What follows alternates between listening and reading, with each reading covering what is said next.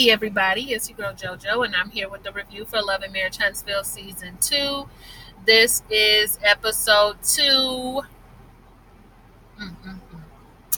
I said this in my Love and Marriage Huntsville video, and I'm going to say it again here. I feel big. Okay, I feel fat. I don't know if I look it, but I feel it. I'm trying to bring it up, so I can get all my fat inside of my shirt. I'm working on my arms, though. But anyway, a little under the weather. Okay, for those of you who don't watch the other videos, I'm a little under the weather. I'm trying to get back right, so excuse me if it sounds wrong. I've been trying to nurse myself back to health. So, ready to love. Let's get into my notes. Oh, snap. I think I just accidentally deleted it. Okay, we're back. So, they went to brunch. And y'all know we love a brunch, okay, out here in Houston, so I'm sure it's the same in Atlanta. They go to brunch, and Tandy, I think I was saying her name wrong last week. I was saying Tandy. I think it's Tandy. Tandy and Mario are getting a little bit closer. They're getting to know one another. He believes that he misjudged Tandy. She really does seem like a woman who has a lot going on. She says that she was a tomboy, and so she likes to box, and she liked to play ball. So she's one of those like girly type of tomboys, because I would have never thought that about her either. I wish I was a tomboy. Tomboys are so much more fun. They can do the girly thing, and then they also can hang with you. I kind of wish I had that about me, but oh well, I am who I am. So Mario says that he misjudged her at first, which is proof that you can't judge a book by the cover, because Tandy is actually a very cool and down-to-earth chick that he feels like he can spend some time with.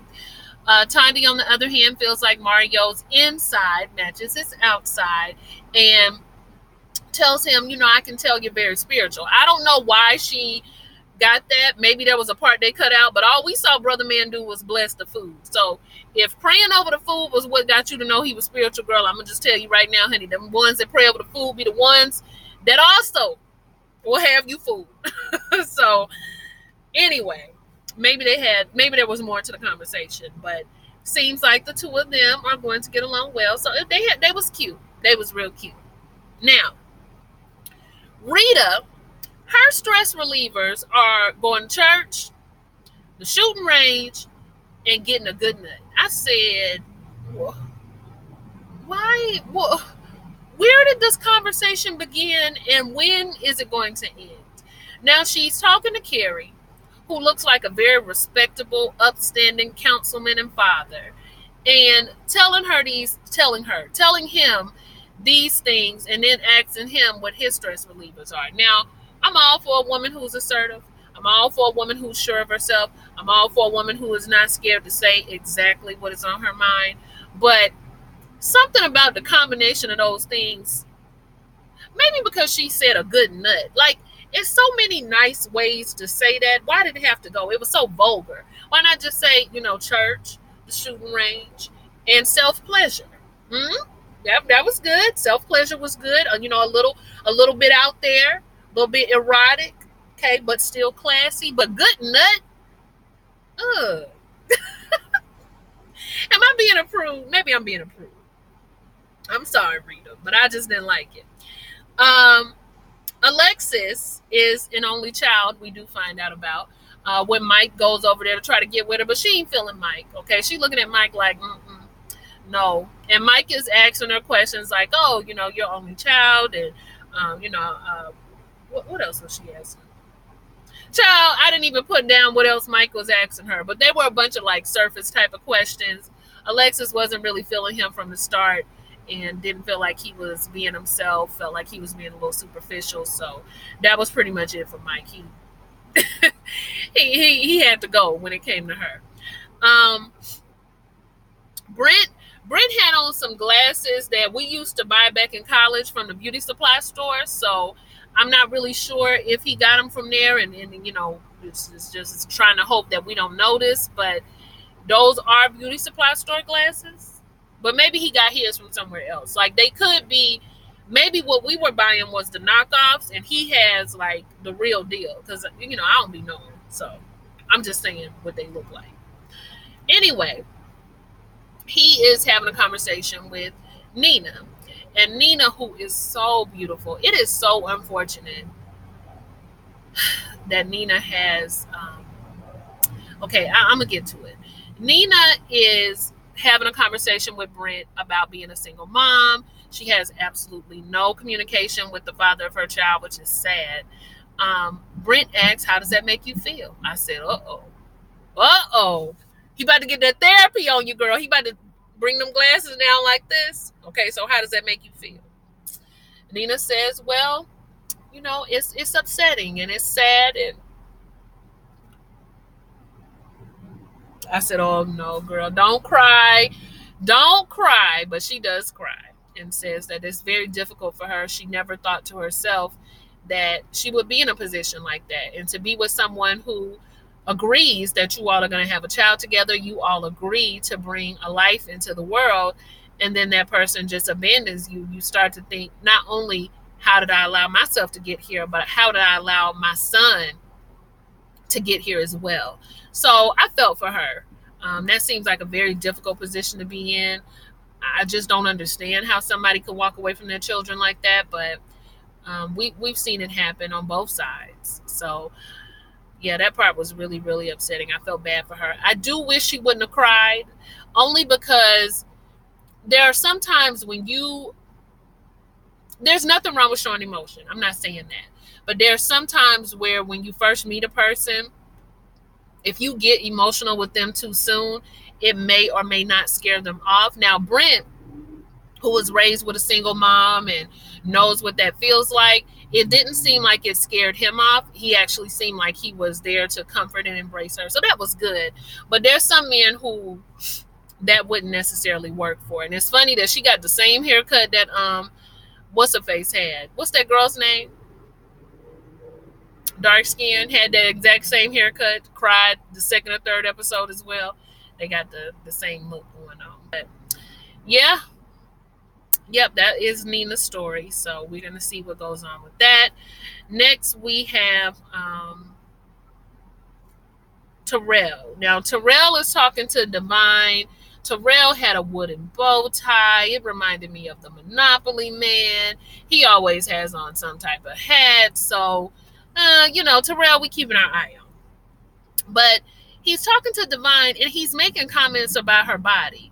And Divine's not really feeling that. She's just kind of like, anybody who goes directly to the body, I'm always wondering what's going on with them. I'm not really sure what's going on with Terrell. And we're not really sure what's going on with Terrell either, girl. But we know we're not feeling it.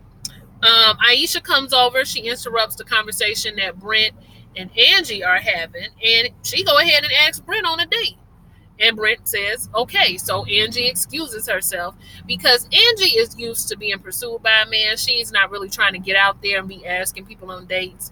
If they want her, they're going to come to her. But Angie, I hate to inform you, this is a dating competition, so it doesn't really work like the real world works. But okay, girl, you hold on to whatever standards you want to hold on to, and we'll see where that gets. Spoiler alert, when it got her was kicked off the show. But this does bring up an interesting question. Do you ladies believe that it is okay to ask a man on a date? Do you believe that it is okay to pursue a man to a certain degree? Like if you want to date them, or if you're interested in them and you want to know more about them, do you think it's okay to even propose to another man? Hell, let's take it to the ultimate pursuance. Y'all let me know what you think. So, and men, I want to know what y'all think too. Let me know what you think. Do you like for women to ask you out? Do you like for women to approach you when you're out? Let me know. So then there was a group date. The group date was planned by Kimber. So the group date consists of, did I get everybody? Terrell, Alexis, Kimber, child, I don't got all the names, but that one who almost was kicked off, Justin, was that his name? And it was one more woman there that I'm forgetting. I'm sorry, y'all. I can't remember who the other lady was, but they're all there. Oh, it was Jimmy, not Justin, Jimmy. So they're on this group date, and Terrell is talking about his past relationship. So He says that during his past relationship, he actually did buy her an engagement ring, showed up to the church because he knew she was going to be there. Everybody was like, hey, girl, come to church, come to church, come to church. He had told people he was going to propose. She was not there on New Year's Day or New Year's Eve. We do not know where sis was. She did not call him. She did not reach out to him. She never reached out to him again, according to how he's making it sound. He never spoke to her again. So basically, he got ghosted by the girl he was going to propose to, and that's sad. What is wrong with you, church engagement girl? You ruined it for everybody. Terrell might be one of those ones now that just want to get what he can get out of a woman and move on, all because you didn't show up for the engagement. You made it hard for the rest of us. Now we can't get with wooden bow tie man, and that's your fault for all of y'all who wanted it. But anyway, Terrell and Alexis have on the same hat. I just thought that was interesting. But Alexis shows up a little bit late. And when Alexis gets there, there's all this talk about the heart that is going on. Oh, well, what you late for? You was busy packing up that heart that Jimmy gave you?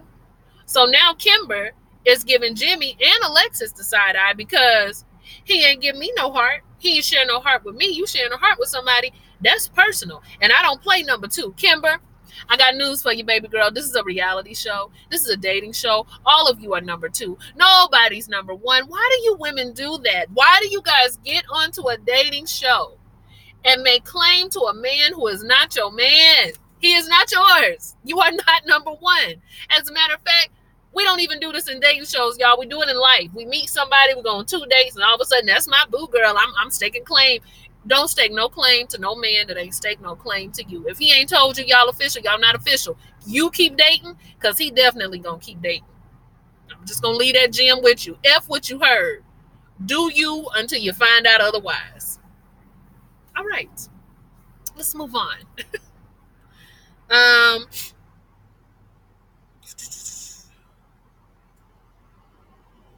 Divine went on a date with Mike. She doesn't feel like Mike is ready for love, and I don't feel like Mike is ready for love either, because during the date, he immediately goes to her physical features, her body, saying, I can see you in a bikini. You know, those type of things are red flags. Those are things that you have to look for in a gentleman. If you're immediately going to talking about my boobs, my butt, my body, you're not really focused on the other things about me. He even said that his first thought when it comes to a relationship is the physical, because if you're not physically attracted, it's not going to work. And while that's true, you do have to have some physical attraction. It is about so much more than that. So I don't think Mike is looking for love either. I think Mike is trying to get the skins. Do they say that anymore? I think he's trying to get in where he can get in.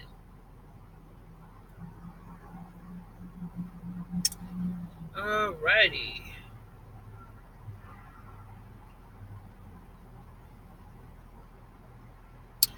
So then there's the date with Mario and Angie. Mario was feeling Angie, so he was glad he kind of got to go on a date with her, wanted to talk to her a little bit. When I first talked to you at the house, it didn't really seem like you was interested. So I just wanted to get to know you a little better, just wanted to get you to the side so we could talk. Child, why is this car pulled up right here? This is a big parking lot, and there's a car right next to me. But anyway, Mario and Angie, they go on a date, and during the date, she keeps talking about the institution of marriage. That's what she keeps saying again and again. Oh, so have you been in the institution of marriage? Are you willing to get married again? And when Mario says yes, she says, well, I'm open to the institution of marriage. And he said, hey, why do you keep calling it the institution of marriage? Why do you keep referring to it as that? Well, she refers to it as that because Angie tells us she is not religious at all. Not even a little bit, not one little iota of a bit. And she doesn't expound or go into any detail, but this isn't an uncomfortable topic for me because I have friends who believe in a soul partnership and believe in a strong connection, believe in having an emotional bond, believe in having a lifetime partner, but do not necessarily believe in marriage as it is written on paper, U.S. document, don't necessarily believe in that. And that's their prerogative. I have friends this way. I have family members this way. Now, I have some friends and family who just do it because, for reasons that aren't even spiritual in nature. But I do have people who are more spiritual and just don't see marriage as the right type of bond, like the marriage that, as it is written today, the right type of bond to join two people, I guess. But I don't know. I still respect marriage as an institution. I still believe that marriage is very important. I would one day want to get married. I still have those thoughts, and I still want to believe in all of that. But I understand sometimes, okay, depending on how your argument is presented, I understand where people are coming from. Now, some of the arguments are just flat out ignorant. I don't know what y'all talking about. But others are very, very good, very to the point. When we start talking about the legalities and all of that, I get it. So, yeah, that kind of took Mario back. And I think it took him more like back because she did not go into any detail. Are you an atheist? Are you more spiritual? Do you believe in the laws of nature and not necessarily the confines of marriage? She doesn't go into detail. So we don't know about Angie.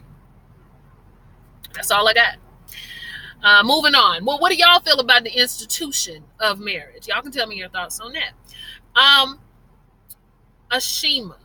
Oh, Ashima plans another group date. So it's Ashima, it's Tandy, it's Mario, it's Carrie, the older guy, it's Nina, and yeah, I think that's it. So they go on this date and everybody's talking about who they're interested in. She's interested in Darren. Mario's interested in Tandy. And Nina is feeling deflated once again because nobody's that interested in her. And she's feeling like that last girl out on the playground that nobody picked for the kickball game. But she was interested in Mario, but now she doesn't really know what's going on. Well, anyway, they start on their group date, and Ashima girl, if it's going to be a physical date, next time tell people to wear tennis shoes and shorts and, be comfortable. Y'all out there in dresses and heels trying to pedal the little thing, but okay. So, child, while they're on this date, I'm trying to figure out how it got brought up. When Ashima says she's feeling Darren, Carrie says, well, I'm going to let you know he's feeling you too. So Ashima's excited. And Nina's like, yeah, he would know because they did just go to lunch the other day. And he was like, what? How you know we went to lunch the other day? Like in a joking way. And Tandy says, see, you over there dry snitching now. She was joking. I really felt like she was joking. That doggone Nina took it to another place. She said, excuse me, I was not dry snitching. I was not dry snitching. I was doing this and I was doing that. Just going off on Tandy. She from St. Louis. She don't play that. She from the myrtle capital of the world. Even Mario was like, whoa, whoa, whoa, baby girl. Whoa. Calm down. Tandy feels like a hit dog is going to holler. If she got a problem with what I said to her, it's because for some reason that affected her. It's not even that serious, girl. It's not ever that serious. So they get up and they switch seats, and child, really the date is over because it just got so out of hand. But Tandy, what was up with that girl? Not Tandy. Nina, what's up with you, girl? Like, what is really going on? I'm not saying I don't think Nina needs to be on the show, but I think Nina has, I think she has emotional issues, number one. I think that she is extremely introverted, and so am I. So I understand. I just don't think that this was the right show for her. Her emotions are all over the place. One minute she's crying, next minute she's threatening. At the end of the show, she's crying again. So it's just like, Nina, I like her. I do. I think she's beautiful. I think that she is very level-headed when she talks about things, but I just don't think this is the show for her. I don't think this is the place she needs to be. Now, speaking of people dry snitching, I forgot to mention that Alexis was mad at Jimmy for talking about the fact that he gave her that heart. And I wanted to tell her, girl, you must not know nothing about men. Men will talk more than a woman ever will. Y'all like to say we gossip and we're catty. Child, I have had more problems with men spilling the beans than I have ever had a problem with ladies spilling the beans. Like, if you ever think that a man is going to keep your secret, he won't. So don't ever think you finna creep with him. He will tell. You can take that to the bank. I know that from personal experience. Anyway, getting back to the argument. So the date is pretty much over. Later on, we go to, let's see, oh, we go to the bar. And at the bar, we're mixing and mingling once again because it's elimination night. Somebody got to go. Everybody looks great. Everybody looks so good on this scene. Um, Nina is sitting over by herself and she's being a little bit antisocial. She's not really talking to anybody, which is a shame because she looks damn good. That dress, her hair, her skin, her shoes. She was looking way too good that night to be being salty. So she's sitting over there. She not talking to nobody. She ain't got nothing to say to nobody. And Chica notices that she's being antisocial. So he goes over there, asks her what's up. I heard about the little tiff y'all had, heard about the little argument. He goes to get Tandy, wants to know if they can talk it out. Can we work it out? Seems like, she said something to you, but she didn't mean it like, and Tandy's just like, thank you, Chica. But let her speak for herself. Nina says that I felt like in that moment you were saying something to try to hurt me, but now I realize that you weren't trying to do that and I overreacted. So I was glad she owned up to her faults. I'm not really sure why she thought Tandy would be saying that to hurt her. Like, it almost makes me wonder, did somebody in her family snitch? Is this personal to her? Like, or well, what is it? Tandy says, the type of person I am, I would never take a dig like that. I would never do you like that. I want us to be good. I want us to be cool. So everything's kind of getting resolved. But London, with his childish self, is all up in people's ear, all playing with Tandy's hair. Asking, okay, so y'all gonna be cool or what? Y'all gonna be cool? I said, Nigarachi, if you don't get your cornball all up in the business, not being serious, probably a little bit tipsy. So now you getting on everybody's nerves who not tipsy. Out of this, this is a A and a B. See your way out of this conversation. And I think in the midst of him getting on everybody's nerves, Ashima, who was also there to mediate as well, Ashima says, you know what? Maybe we can just solve this with the ladies. Maybe we can just have a conversation with the ladies. I really don't think it had anything to do with Chica being there. I think it more so had to do with the fact that London was being annoying and she wanted Chica to go ahead and exit and take London on along with her. Well, with him. Well, Chica, apparently he took that personally. And he was just like, well, you didn't even... Sorry, y'all. It's an air show going on today. Well, you wasn't even able to get the conversation started. You was over there talking to Darren, so you didn't even get it together. And Ashima was like, well, no, but I am in this because I was a part of the original conversation. No, you wasn't a part of nothing. You could go back over there to him because I don't play that. And Ashima was just like, I'm just saying it's women's business. And even Tandy agreed. It's women's business. Let's solve it amongst the women. Like, we appreciate you for getting it together. But Chica went off on her. I'm not that dude, and I'll call yours out. You need to be somewhere telling some jokes. I'm not Darren. I'm not him. You better come check your girl. I was just like, Chica, now I liked you. But when I saw you do that, I was just like, See, him and Nina, that's why he went over there and talked to her, because they got the same vibe. They cut from the same cloth. Both of them got some type of emotional things going on, and they real good at keeping it under the surface. But when it come out, it's ugly. We don't have time for that. And even he admitted at the end that the reason why he wasn't in the top 3 was because of his little outburst. And that was the reason. I was just like, Ashima wasn't even giving you the same energy. So you just really look crazy. Because now you sitting there going off on some woman and she just looking at you. Ooh, child, that was a bad look. What y'all thought about that? But anyway, at the end, Angie ends up going home. Nina ends up being able to stay, so she's crying. And then you would have thought she won some money. And let's see. Who else had to leave?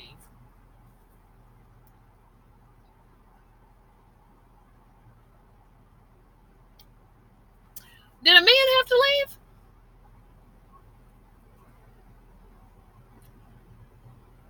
I don't have a man on here. Well, I don't know. I guess for the men's side, maybe nobody had to leave yet, but Angie did have to leave. And I will say, Angie, girl, you walked out right. You was looking good. You was looking real cute. I think you're going to find the one for you. Just be a little bit more open, maybe. But I think that was it. I don't have anything in my notes about a man leaving, and I can't remember nobody leaving, so I hope I'm not wrong. But y'all like, comment, and subscribe, and I'll see y'all next time. Bye.